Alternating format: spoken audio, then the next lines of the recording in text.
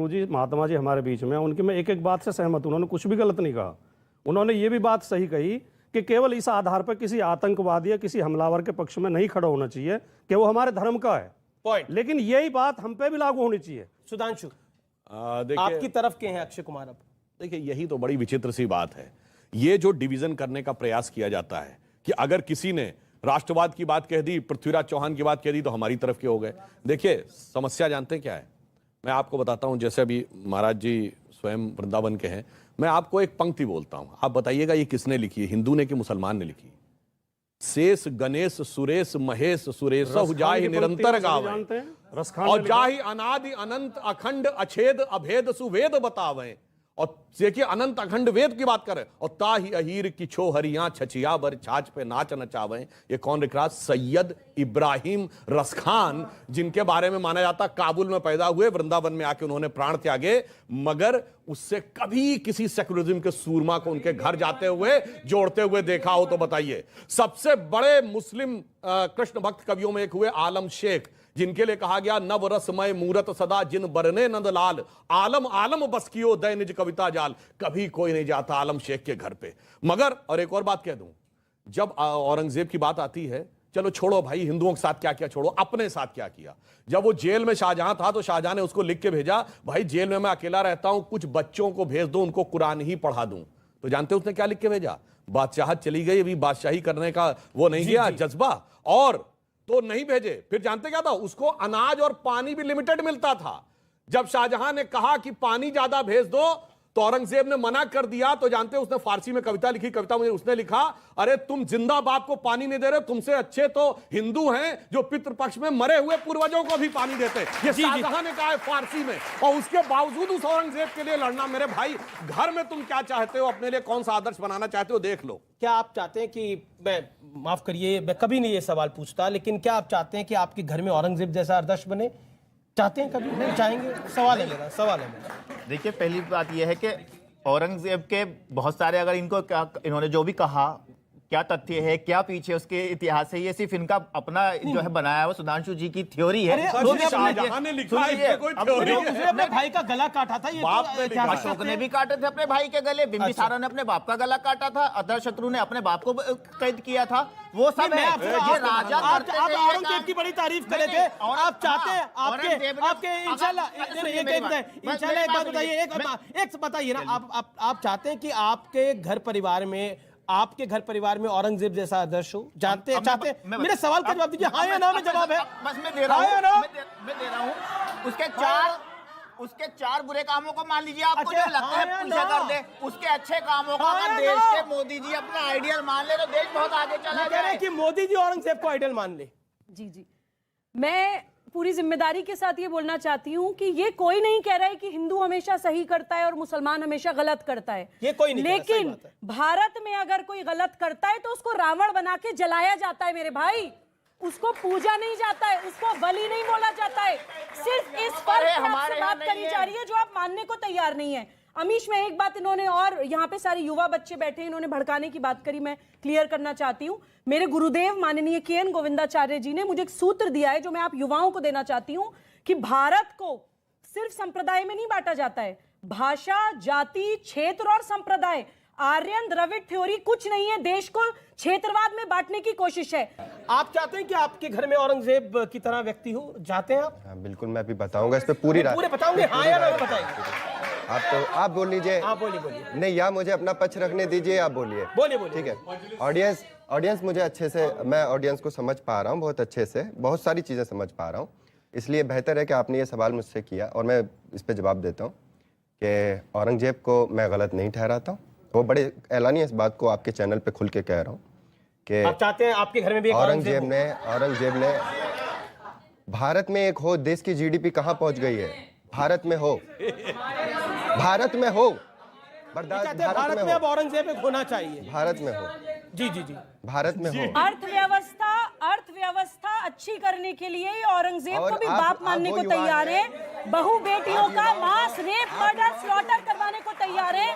धर्मांतरण के लिए तैयार है। बाप का गला बाप को जेल डालने को तैयार है, भाई का गला काटने को तैयार है, गुरुओं को और आप गला कटवाने को तैयार हैं। गुरुओं का गला काटने को तैयार है, पैसे के लिए, पैसे के लिए करते हैं आप लोग ये। रोजगार नहीं है, आप पैसों के लिए कर रहे पैसे के लिए हैं, आप लफाजी कर रहे हैं, आप रोजगार की बात कर रहे आपके लिए सिर्फ पैसा है, आज इन ईमान नहीं है। देश के ये जो भविष्य है, देश का पैसा जरूरी है, ईमान मैं नहीं है। एक ऑडियंस के सवाल, बड़े सारे सवाल आ रहे हैं, आपने सवाल लिया, आप क्या सवाल? वैसे जीडीपी पे एक फैक्ट बता दूं। जी जी जी। औरंगजेब के समय में सबसे ज्यादा जीडीपी में कंट्रीब्यूशन जिस राज्य का था वो जगह थी सूरत, और वो पूरे दौरे हुकूमत औरंगजेब के छत्रपति शिवाजी के कंट्रोल में रहा है। मुजीबुर रहमान साहब ने कहा कि बाबर राजा थे या औरंगजेब राजा थे। हमारे सनातन धर्म में और हमारे घर में बचपन से सिखाया जाता है कि राजा ईश्वर के समान होता है, वो सबको एक समान देखता है। राजा वो नहीं होता है जो महिलाओं का बलात्कार करे, राजा वो नहीं होता है जो हिंदुओं के मंदिर तोड़े, और राजा वो नहीं होता है जो अपने गुरु का सर काटे। और दूसरी बात भाटी जी, आपसे पूछा गया था भगवान राम के बारे में, तो मैं बताता हूँ, दशरथ के पिताजी का नाम अज था, उनके पिताजी का नाम रघु था, उनके पिताजी का नाम दिलीप था, उनके पिताजी का नाम भरत था, और उनके पिताजी का नाम शांतनु था, और उनके पिताजी और उनके पिताजी का नाम इक्ष्वाकु था, जिनके नाम पे इक्ष्वाकु वंश है।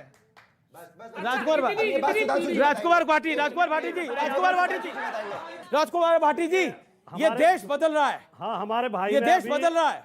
अभी हमारे भाई ने मर्यादा पुरुषोत्तम श्री राम की 7 पीढ़ियां गिनवाई, और इस डिबेट में आज एक नया वो विषय जुड़ा है अपनी वंशावली गिनवाने का। मैं आपको अपनी 8 पीढ़ी गिनवा देता हूँ। भाई कोई मना कर रहा है? नहीं। अरे आपके प्रभु राम की थोड़ी बात है। गलत बात। आपके में कोई प्रॉब्लम नहीं है, केवल 10 सेकंड आप गिना देंगे, वो सवाल उधर है। केवल 10 सेकंड, इसमें भी कुछ सार है। अरे प्रभु राम की पूछी थी। सर, ये देश प्रभु राम के बारे में पढ़ेगा, ये देश आपके और समाजवादी पार्टी के बारे में इतिहास नहीं पढ़ेगा। कह चुका हूँ, 10 मिनट बाद आप समझ जाओगे मैं क्यों गिनवा रहा हूँ। अच्छा ठीक है, आप मेरा एक सेकंड सुनिए।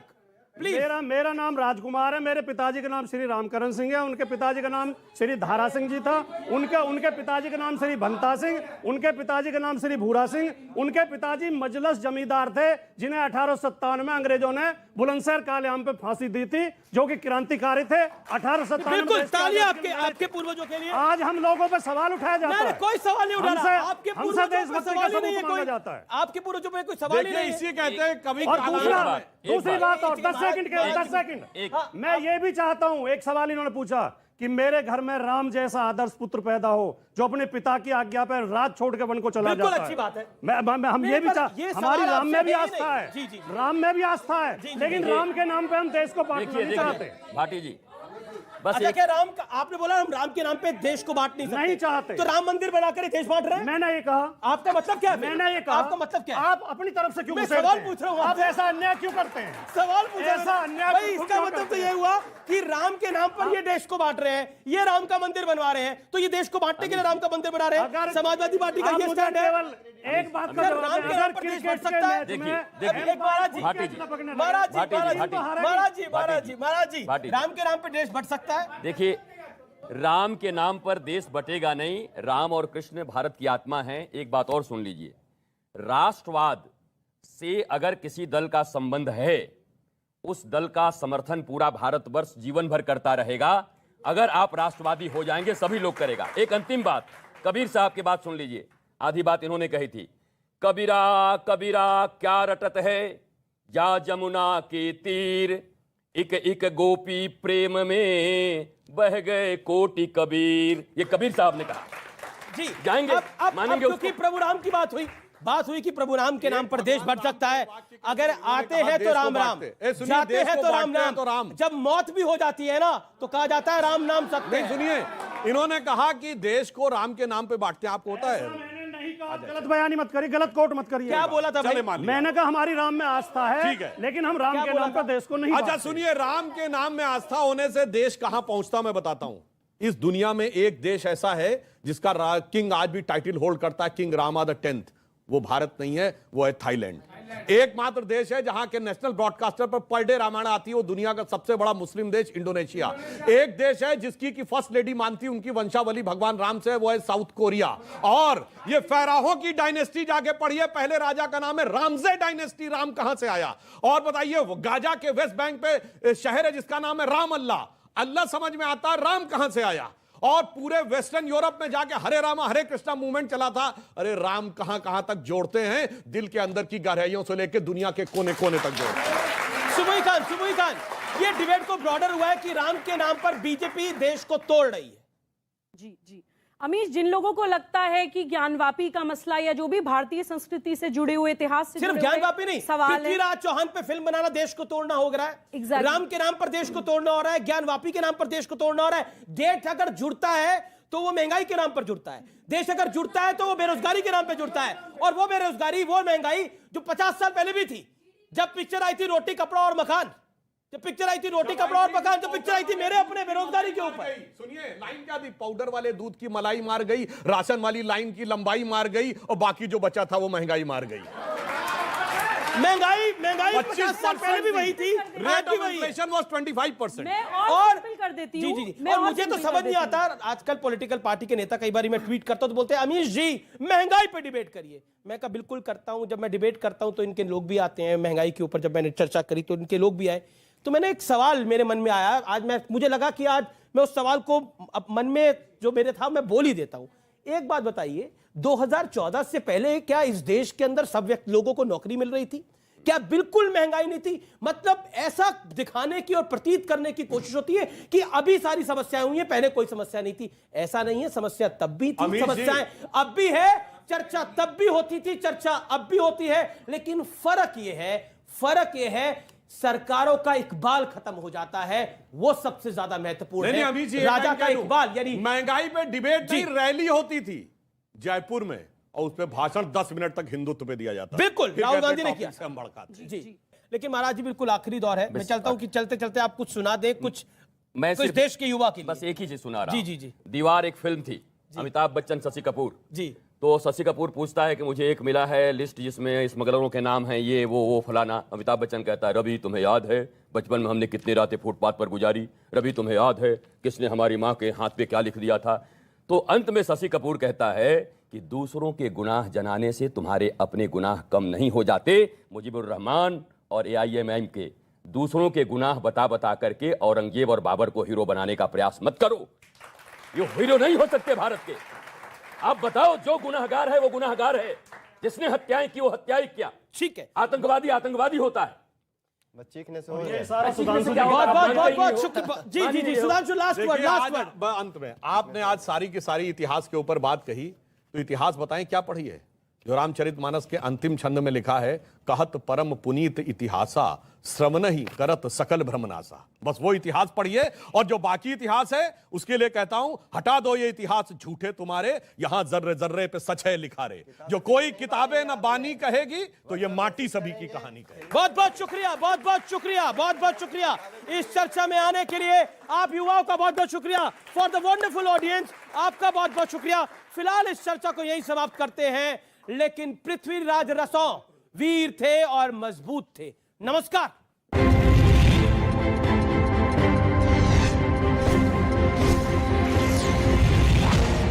अब देख रहे हैं ये देश है हमारा, अमीश देवगन के साथ।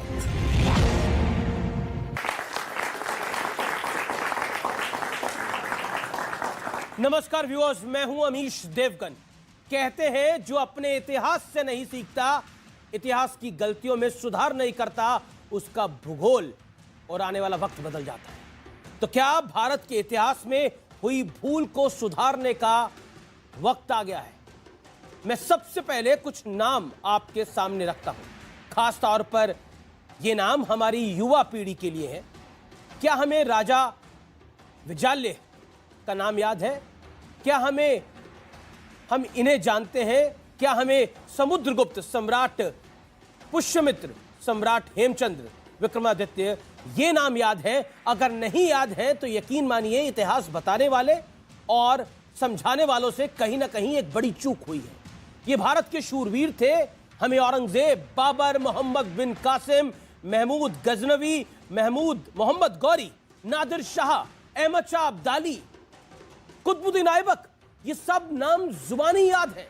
बाबर और औरंगजेब के नाम पर तो कई सड़कें इस देश के अंदर, मजारे हैं। तो क्या इतिहास में हमसे बड़ी भूल हुई है? हमें क्रूर मुगलों के नाम याद हैं, लुटेरे सुल्तानों और आक्रांताओं के नाम जुबान पर रट चुके हैं, लेकिन अपने महापुरुषों के नाम हमें खोज खोज कर पढ़ाना पड़ता है, पढ़ना पड़ता है। आखिर ये भूल किसकी है? ये मुद्दा हमारे देश के लिए, हमारे युवाओं के लिए, इस देश की युवा पीढ़ी के लिए बेहद आवश्यक है, क्योंकि सवाल यह भी उठ रहा है कि क्या ज्ञानवापी पर इतिहास में जो हुआ वो भी एक भूल है। और इसी बीच बॉलीवुड के एक बड़े एक्टर अक्षय कुमार की एक फिल्म आई है जिसका नाम है सम्राट पृथ्वीराज, लेकिन कई लोगों को यह फिल्म चुभ गई है। सवाल है कि आखिर एक तरफा इतिहास किसने दिखाया, किसने समझाया? ये वाकई एक भूल थी या एक बड़ी साजिश? आज जनता के बीच, इन देश के युवाओं के बीच एक बड़ा मंथन मैं करने के लिए जा रहा हूं। इस देश में एक बड़ी बहस शुरू करने के लिए मैं जा रहा हूं। इतिहास की भूल अब नहीं होगी कबूल। आज की चर्चा विस्तार से इसी मुद्दे पे होगी, क्योंकि एक फिल्म आई है सम्राट पृथ्वीराज। पृथ्वीराज रासो कितने शूरवीर थे, वो आखिरी हिंदू राजा थे, लेकिन उस दौर में भी जयचंद थे, इस दौर में भी जयचंद है, उस दौर में भी गौरी थे, इस दौर में भी गौरी है, उस दौर में भी पृथ्वीराज रसो जैसे शूरवीर थे, इस दौर में भी है। लेकिन हमें समझना है क्या सच है, क्या झूठ है। आज इसी पर होगी जनता जनार्दन के बीच, देश के युवाओं के बीच सबसे बड़ी चर्चा। सारी चीज़ों के ऊपर लिखी हुई है जो इन्वेडर्स के ऊपर लिखी हुई है, लेकिन हमारे खुद के महाराजा हैं, राजा हैं, उनके बारे में 2-2, 3-3 अक्षर लाइनें लिखी हुई हैं। जिन लोगों के ज़िम्मे भारत का इतिहास लिखना आया, उन लोगों ने बहुत ही सिलेक्टिवली भारत के गौरवशाली इतिहास को बाहर किया। व्यक्तियों का मनोधैर्य खच्चे करने के लिए देवस्थान तोड़े गए। ये वो बयान है जिसके बाद सवाल उठ रहे हैं कि क्या अब इतिहास की भूल सुधार का वक्त आ गया है? क्या अब वो वक्त आ गया है जब हम अपने वास्तविक हीरो को पहचानें और आक्रांताओं के कुकर्म देश के सामने रखें? Cultural capital of the spiritual capital of India is Varanasi. So इस देश में जहाँ कभी भी प्रेरणा, और गंगा और हिमालय ये हमारे इतिहास के साक्षी हैं, ये भावना की बात है। इस देश में बहुत डिबेट चल रही है, तो मुझे कहीं ना कहीं मेरे मन में ये था कि लोगों को याद दिलाया जाए कि भगवान काशी विश्वनाथ के मंदिर को पहली बार जिसने तोड़ा है वो कुतुबुद्दीन ऐबक है। I'm not saying we should not know about Mughals, but balance it out. Know about our kings also. They were great too. Bring it in front of everybody. Our children would like to know about Maharana Pratap. सन 47 में हम स्वतंत्र हुए और मैं निश्चित रूप से कह सकता हूं कि 2014 से जो सांस्कृतिक पुनर्जागरण का एक युग भारत के अंदर शुरू हुआ है।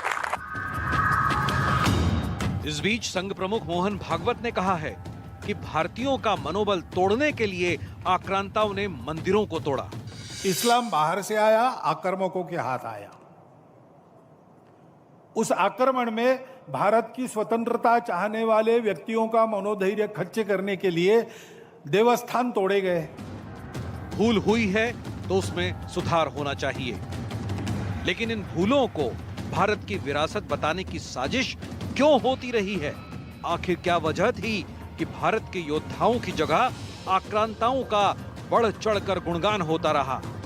आज इसी मुद्दे पर होगी सबसे सार्थक चर्चा। इतिहास की भूल अब नहीं कबूल। तो आज एक बड़ा मंच है जहां पर हम एक बड़ी विस्तार से चर्चा कर रहे हैं। क्या वाकई इतिहास में जो भूलें हुई वो अब कबूल नहीं होंगी? ये क्या बड़ा वाजिब सवाल है, और मेरे साथ देश के युवा हैं जो इस पर अपनी राय रखेंगे।